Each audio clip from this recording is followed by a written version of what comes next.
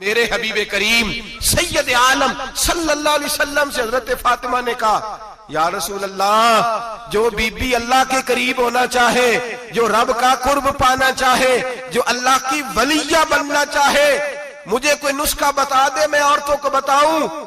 तो मेरे हबीब ने फरमाया, जो बीबी जितना घर के अंदर रहेगी, जितना घर के अंदर रहेगी, जितना घर के अंदर रहेगी, उतना ही वो अपने रब के करीब होती जाएगी, उतना ही अल्लाह का कुर्ब पाती जाएगी। और जितनी सज धज के बाहर निकलेगी, जितनी सवरेगी, उतनी वो अल्लाह से दूर होती जाएगी। जितने कदम उसके घर से दूर निकलेंगे, उतने ही कदम उसके अल्लाह के कुर्ब से दूर होते जाएंगे। उतने ही कदम, माएं तुम्हारी दुआएं कबूल होंगी, मेरी माओ तब कबूल होंगी जब तुम घर में रहोगी।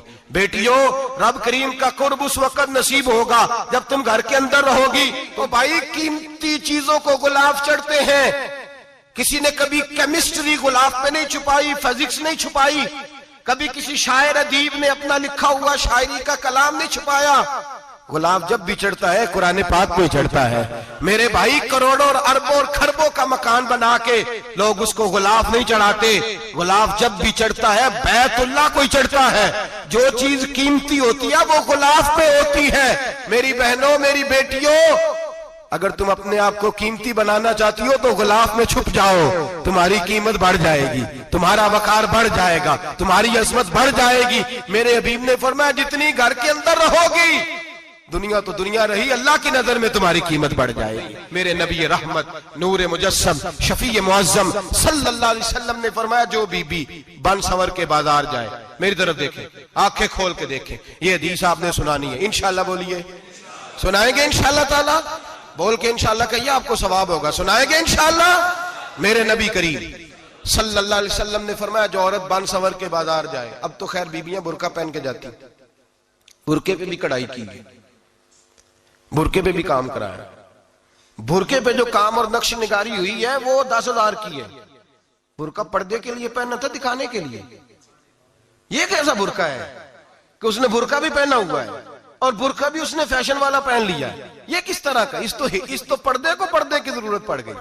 मेरे हबीब पाक अलैहिस्सलाम ने फरमाया, बिला जरूरत, औरत को इजाजत है, बीमार हो तो डॉक्टर के पास जाए, औरत को इजाजत है, जरूरत पड़ जाए, घर में सौदा सलफ ना आता हो तो लेने चली जाए, औरत को इजाजत है। अगर गवाही की जरूरत पड़ जाए तो पर्दा करके काजी अदालत के पास गवाही देने जाए, औरत को इजाजत है हज पे जाए, औरत को इजाजत है उम्रे पे जाए, औरत को इजाजत है कि अगर किसी वक्त जिहाद के लिए औरतों की जरूरत पड़ गई तो हजरत फातिमा और जनाब आयशा की सुन्नत अदा करे, जिहाद को जाए। लेकिन अगर औरत मौज करने जाए और रोज कहे वो देखे ना, फलां पार्क में थे, आप तो कभी गए ही नहीं, फलां जगह थे, आपके पास तो फुर्सत ही नहीं, फलां मेरी सरगोदे वाली बहन का खामन तो रोज लेके जाता है, आपने तो कभी तवज्जो ही नहीं फरमाई। रोज पैगाम देती रहे, रोज पैगाम देती रहे। मेरे हबीब करीम सैयद आलम सल्लल्लाहु अलैहि वसल्लम ने फरमाया, जो बीबी बन संवर के बिला जरूरत बाजार जाए, नबी पाक अलैहिस्सलाम ने फरमाया, एक कदम वो उठाएगी तो उस पर अल्लाह की लानत बरसेगी, फरिश्तों की लानत बरसेगी, जमीन वाले लानत बरसाएंगे, आसमान वाले लानत बरसाएंगे। और मेरे हबीब बोले तो फरमाया, जब अल्लाह की लानत बरसेगी तो मैं भी उस बीबी पे लानत ही करूंगा जो बीबी बन संवर के जाए। और आगे सुन ले, मेरे हबीब ने फरमाया, अगर उसका खामद राजी हो, उसके बन संवर के बाजार जाने पे आप नाराज हो जाएं, अल्लाह करे इस बात पे हो ही जाए, और अल्लाह करे बदल जाए निजाम, जो खामद खुद मेकअप करा के तैयार करा के पार्टी में लेकर के जाए, जो सामने वाली फ्रंट सीट पे खुद बगैर नकाब के उसको बिठाए, जो मोटरसाइकिल की पुश्त पे खुद तैयार करा के बिठाए, और जो खुद कहे तू चली जाना, जा तू शादी भी तू देखा, फला काम भी तू करा, मैं आजाद हूं। मेरे हबीब ने फरमाया, जिसकी बीवी बन संवर के जाए, जिसकी बीवी मेकअप करके जाए, चेलम पे भी ब्यूटी पार्लर से होके जाती है, जिसकी बीवी बन संवर के निकले, वो राजी हो, वो खुश हो। बाद ऐसे मना करते हैं, नाराज होते हैं, वो गुनाह सिर्फ औरत के जिम्मे है।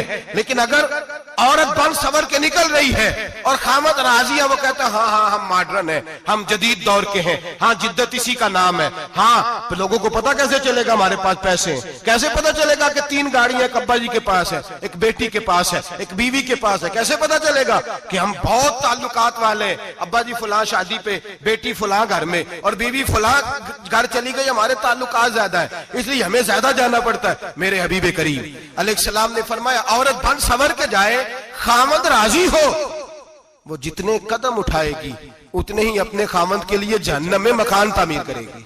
फरमाया उसके खामद के लिए उतने मकान दोज़ख में तैयार हो गए, वो जलाया जाएगा, वो तपाया जाएगा, वो जहन्नम की आग का ईंधन बनेगा। और मैंने शायद आपको दर्जनों बार हदीस सुनाई हो, मेरे करीम रसूल ने फरमाया बीबी एक होगी पर 4 आदमियों को जहन्नम में लेके जाएगी। या रसूलल्लाह किसको? फरमाया बाप ने पर्दे का नहीं कहा तो बाप भी दोज़ख में जाएगा, अगर भाई ने पर्दे का नहीं कहा तो वो भी दोज़ख में जाएगा, शौहर ने पर्दा नहीं कराया तो वो भी जहन्नम में जाएगा। वो बेटा जो कहता था ना ना 1.25 लाख का मोबाइल लेना है, तो अम्मा ने घर के अंदर शोर डाल दिया, मजबूर किया, खामन को लेकर के दिया। उस बेटे से पूछा जाएगा तू सारी जिद्दें अम्मा से मनवाता था, ये तूने क्यों नहीं कहा पर्दा कर ले? और अब तो बीबी जरा 40 साल की होती है तो कहती है मेरी खैर है, मैं बूढ़ी हो गई हूँ, मेरी खैर है, रोटियां सारी खाती हूँ, बाकी सारे कामों में जवानों की तरह हूं, पर्दा नहीं मैंने करना, मेरी खैर है। फलाना तो मेरे बेटे की तरह। जुल्म की हद है, जुल्म की हद। कजन एक दूसरे से हाथ मिलाते, कजन, वो किस मुसीबत का नाम है? कहते ये भाई है, ओ भाई ये भाई होता तो इससे निकाह नाजायज होता। अब चूंकि अल्लाह ने इसके साथ निकाह को हराम रखा है तो ये तुम्हारा भाई हो सकता?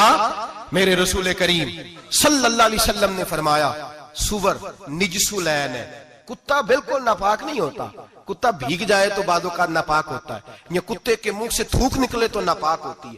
सुवर निजसुलैन है, पूरा नापाक, खुश्क भी हो तो नापाक है। मेरे हबीब पाक अलैहिस्सलातु सलाम ने फरमाया एक सुवर हो वो पहले ही नापाक, और दूसरा फिर वो सुवर गंद में लिपटा हुआ हो, गलाजत उस सुवर को लगी हुई हो। फरमाया एक तो सुवर जो निजसुलैन है और फिर वो गंद में लिपट जाए, गलाजत में भर जाए, उसके पूरे वजूद को गंदगी लग जाए। फरमाया वो सुवर गंदगी और गलाजत में लिपटा हुआ तेरे जिस्म से लग जाए तो इतना बुरा नहीं जितना गैर महरम औरत का वजूद तेरे वजूद से लग जाए तो बुरा है। किस कदर तफसील दी, कहां से बात शुरू की और कहां मेरे नबी ने सिखाई। कजन हाथ मिला रही है, कजन के साथ बाजार जाया जा रहा है, कजन के साथ फला काम हो रहा है, कजन को चचा का बेटा भाई होता है, अगर ये सगा भाई होता तो इसके साथ निकाह नाजायज होता। खुदारा आ जाओ, लौट आओ, वापस पलटो दीन की तरफ, लौटो, इस तबाही से निकलो।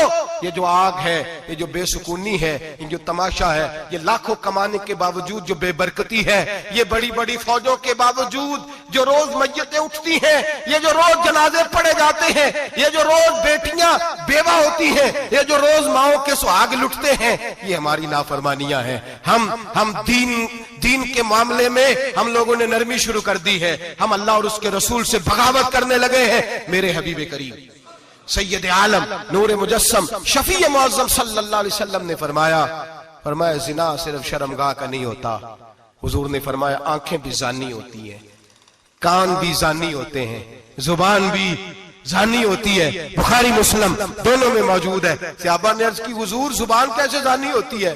फरमाया जो नमाज के बावजूद गंद बोलता है, गलीज गुफ्तगू करता है, वो जुबान का जानी है। और फरमाया जो रोज गंद देखता है वो जितनी मर्जी तजते पड़े वो आंख का जानी है, और जो गंदी बातों में लज्जत महसूस करके सुनता है वो जितना मर्जी रोज उठ के मस्जिद में झाड़ू दे वो कानों का जानी है।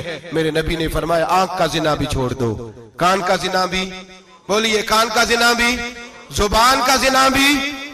मुस्नद इमाम अहमद बिन हंबल उठाइए, एक सहाबी ने अर्ज की हुजूर नमाज में दिल नहीं लगता, मेरा कुरान पाक में दिल नहीं लगता, दुरूद व सलाम में दिल नहीं लगता। आमिना के मासूम लाल ने क्या जवाब दिया? हुजूर ने फरमाया जा अपनी नजर जाके पाक कर ले, अल्लाह के नबी का वादा है तेरा सजदे में दिल लगने लग जाएगा। जा अपनी आंख को तहारत दे, वुजू करा, नजरों को पाक कर, अल्लाह के रसूल का वादा है तेरा कुरान पाक में दिल लगेगा। जा जाके अपनी नजर को पाक कर, वादा है तेरी जुबान पे दुरूद सलाम जारी हो जाएगा, अल्लाह का जिक्र जारी हो जाएगा। मेरे भाइयों, औरत का पर्दा, औरत का हिजाब दीन में उसी तरह फर्ज है जिस तरह नमाज फर्ज, जिस तरह रोजा फर्ज है, जिस तरह ज़कात फर्ज है, उसी तरह औरत का पर्दा भी फर्ज है। अगर किसी घर में औरत पर्दा नहीं करती, उस घर के मकीन सारे अल्लाह के हुजूर जवाब दे हैं। मेरे हबीब करीम अलैहिस्सलाम ने जिस औरत को पसंद किया, जिस औरत की तारीफ की, जिस औरत की बाबत मेरे नबी ने इरशाद फरमाया, और बड़े खूबसूरत लफ्ज हैं, साहिब अहकामुल कुरान ने लिखे हैं। मेरे हबीब पाक ने सहाबा की महफिल सजाई, मजमा खचाखच मस्जिद भर गई। हुजूर ने फरमाया बोल के बताओ खैरुन निसा कौन सी है? औरतों में सबसे अच्छी बीबी कौन सी है, बोल करके बताओ।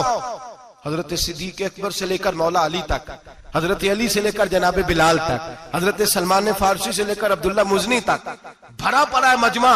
हुजूर ने फरमाया बोलो सबसे अच्छी औरत, सबसे अच्छी औरत कौन होती है? एक सहाबी कहने लगे हुजूर जिसकी नमाज कज़ा ना हुई हो। पर मैं वो भी अच्छी है पर तुम मेरी मुराद को नहीं पहुंचे। एक ने कहा हुजूर जो खामद की ताबेदार हो। फरमाया वो भी अच्छी है पर तुम मेरी मुराद को नहीं पहुंचे। एक सहाबी ने कहा या रसूल अल्लाह जो पाक दामन हो। हुजूर ने फरमाया तुम मेरी मुराद को। हजरत अली फरमाते हैं जब सबके जवाब गलत हो गए तो मैं, कद मेरा छोटा था, मैं पीछे बैठा था, मैं गर्दन झुका के पीछे से निकल गया। सैयदा तैयबा ताहिरा हजरत फातिमा ज़हरा रदी अल्लाह ताला फरमाते हैं बीबी साहब के पास पहुंचा। मैंने कहा फातिमा हुजूर ने सवाल किया है। तो हजरत फातिमा भी गोया मुस्कुरा के कहने लगी इल्म के शहर के दरवाजे तो आप ही हैं, तो आप यहां आ गए। कहा हुजूर ने सवाल किया है और मुझसे लेकर अबू बकर, उमर, उस्मान गनी तमाम को किसी को जवाब नहीं आया। हुजूर ने पूछा बेहतरीन औरत कौन होती है? बेहतरीन खैरुन निसा, बेहतरीन बीबी कौन होती है? तो हजरत सैयदा फातिमा कहने लगी अली बड़ी सादी सी बात थी, सादी सी बात थी, समझ नहीं आई। का फातिमा बतला दो इतनी सादी है। तो हजरत फातिमा कहने लगी सबसे बेहतरीन औरत वो होती है न कभी गैर महरम ने वो बीबी देखी हो। अगले जुमले भी याद रखने, न कभी गैर महरम ने वो बीबी देखी हो, और फरमाया ना उस बीबी ने कभी कोई गैर महरम देखा हो। सिर्फ मर्द पे पाबंदी नहीं कि वो औरत ना देखे, फरमाया औरत पे भी पाबंदी है कि वो भी गैर महरम का चेहरा न देखे। फरमाया बीबी ने भी गैर महरम न देखा हो, वो खैरुन निसा है, वो सबसे आला। हजरत अली कहते मैं झट से आया, पीछे बैठा, बात अभी जारी थी, मैंने हाथ खड़ा कर दिया। मैंने कहा हुजूर मैं बताऊं?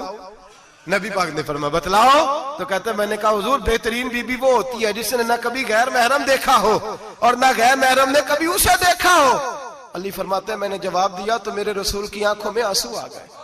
हुजूर रोए और फरमाते हंसते मुस्कुराते अचानक से सहाबा के आंसू बरसने लगे। मजमे पे कैफ सा तारी हो गया, आंखें बरसने लगी। हम लोग हुजूर के रोने पर सख्ते में आ गए। नजर उठाई तो जवाब तो मैंने दिया था, तारीफ मेरी होनी चाहिए थी, शाबाश मुझे मिलनी चाहिए थी। मेरे हबीब ने रो के आंसू पूछ के फरमाया मैं तुम्हें कहता नहीं अल फातिमा तो बिदा तो मिन्नी, फातिमा वाकई मेरे जिगर का टुकड़ा है, फातिमा मेरे वजूद का हिस्सा है, मैं तुम्हें कहता नहीं रहता। कहा फातिमा मेरे जिगर का टुकड़ा है। हजरत अली फरमाते हैं सहाबा मेरी तरफ देखने लगे और कहने लगे अली जवाब तू दे, शाबाश बीबी साहबा को मिले। तो कहते हैं मैंने कहा हुजूर रोए हैं तो आंसू मेरे भी छलक ही पड़े हैं।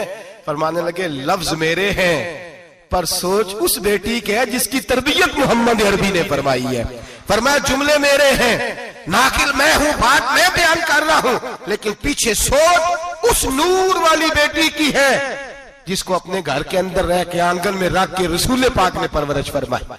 हजरत फातिमा फरमाती हैं हजरत अली मेरे पास दौड़े आए और कहने लगे फातिमा चल मस्जिद, पता नहीं हुजूर को क्या हो गया है।